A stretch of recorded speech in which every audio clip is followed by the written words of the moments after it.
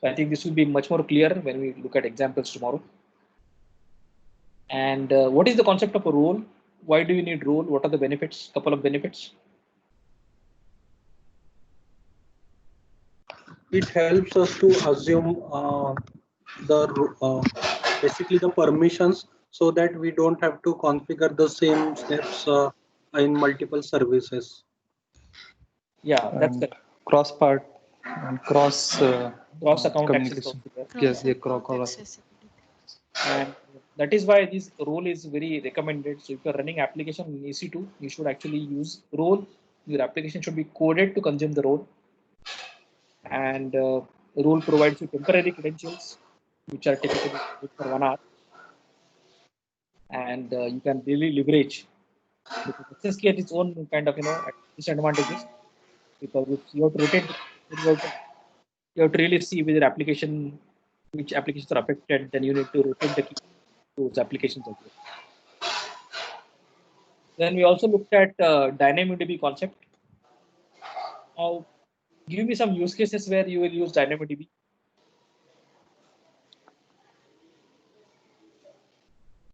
IoT. IoT, yes. What else? Gaming applications. Which one? Game applications. Game applications. Then somebody is saying we can handle multiple services. Can you elaborate? What does it mean, Neil? Actually, this is for EC2, the role, not for DynamoDB. We can, sorry?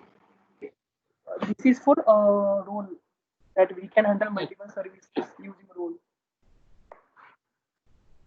No, can you Hello? explain? Yeah, explain. Yeah, I think your voice is low. That was for a role you are saying.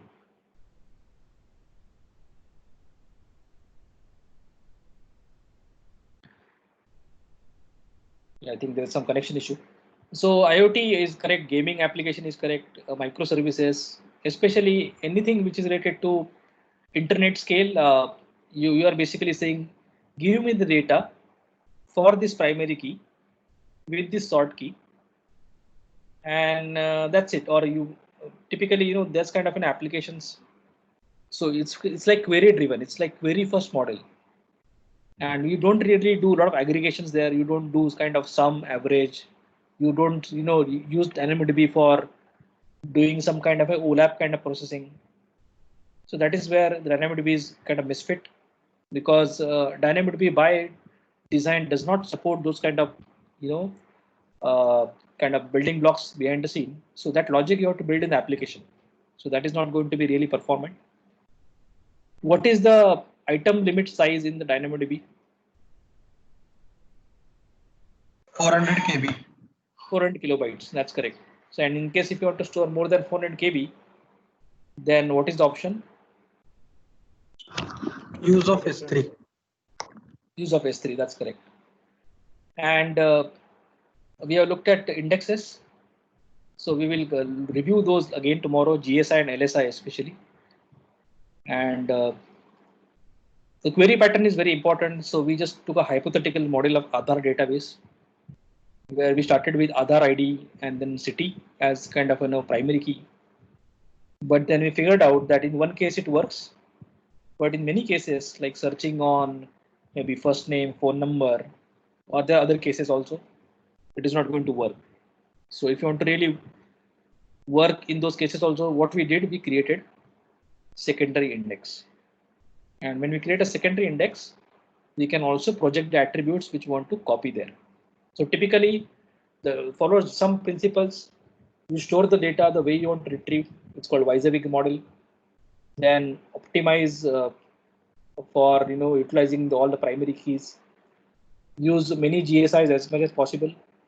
Use LSIs if you want different short keys than you are kind of in a base table. And try to reduce your kind of capacity units. Try to reduce your consumed capacity units, because the DynamoDB pricing is significantly based on that. So with this, I think we will stop here. And tomorrow I will log in a bit early. So tomorrow I will log in at 1:30 so that this Eclipse setup is sorted out. And those guys who are already having Eclipse setup, I think they can log in at their convenience around 2 o'clock. So that's all from my end. So if there is anything else, please feel free to ask. Are you going